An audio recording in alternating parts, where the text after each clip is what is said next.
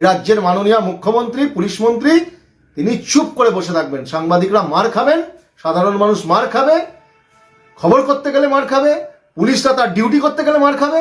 এটা এ রাজ্যের ললেসনেস যেদিন থেকে সরকার এসছে সেদিন থেকে প্রতিষ্ঠিত হয়েছে। ভরসা রয়েছে অ্যাডমিনিস্ট্রেশনের উপরে।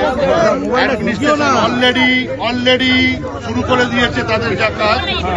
আমরা কথা দিয়ে যাচ্ছি, আসামি অ্যারেস্ট হবে, খালি সময়ের অপেক্ষা। কিন্তু অপরাধীরা ধরা পড়বে না, আর যদিও বা চাপে ধরা পড়ে লঘু ধারা দিয়ে তাকে ছাড়িয়ে দেবে। কারণ এই অপরাধীরা আর পুলিশরা তারা এই রাজ্যে তৃণমূল কংগ্রেসের সরকারি দলের সম্পদ। আইনকে নিজের হাতে তুলে নেওয়া, মব গিয়ে আক্রমণ করা, মারা, নিজের পছন্দ মতো না হলেই তাকে মারো, ক্যামেরা কেড়ে নাও, ভেঙে নাও, এই ঘটনা প্রতিদিন হচ্ছে। এই অপরাধীরা মনে করে এটা তাদের প্রশাসন, এই অপরাধীরা মনে করে এটা তাদের সরকার, তাই মারা যায়, মার খেয়ে পার পাওয়া যায়, খুন করা যায়, সাংবাদিকদের আক্রমণ করা যায়, পুলিশকে আক্রমণ করা যায়, যা খুশি করা যায়। তার কারণ আমরা তো ভোটে জেতাই। We are having legal rights.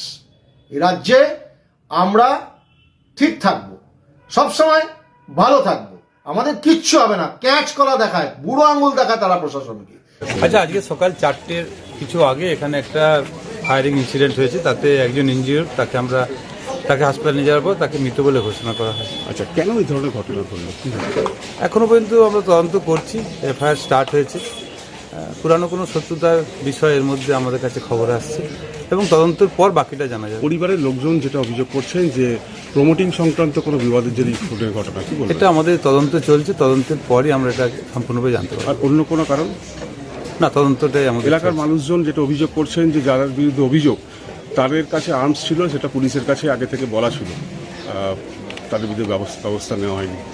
নিয়মিত তো এখানে এই যারা অসামাজিক কাজকর্ম করে তাদের এগেনস্টে নিয়মিত ব্যবস্থা নেওয়া হয়। এরকম খবর থাকলে অবশ্যই ব্যবস্থা নেওয়া হয়। সামনেই নির্বাচন, তার আগে এই ধরনের আগ্নেয়াস্ত্র নিয়ে পুলিশ গুন্ডাদের দাপাদাপি, সেটা স্বাভাবিকভাবেই একটা আতঙ্ক এলাকার মানুষজন তারা বলছেন, কি বলবেন?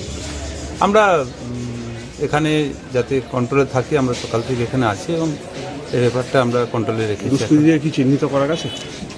আমরা বেশ কিছু ফুটেজ পেয়েছি এবং তদন্তে আমাদের কাছে নাম এসেছে। কতজন আছে এখন তদন্তের ব্যাপারে আমরা রয়েছি। 88 নম্বর পুলিশের কিছু বোঝা যাচ্ছে না।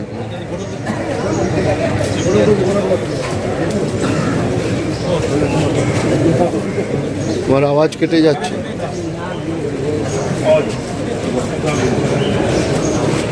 Second lane, 88 second lane.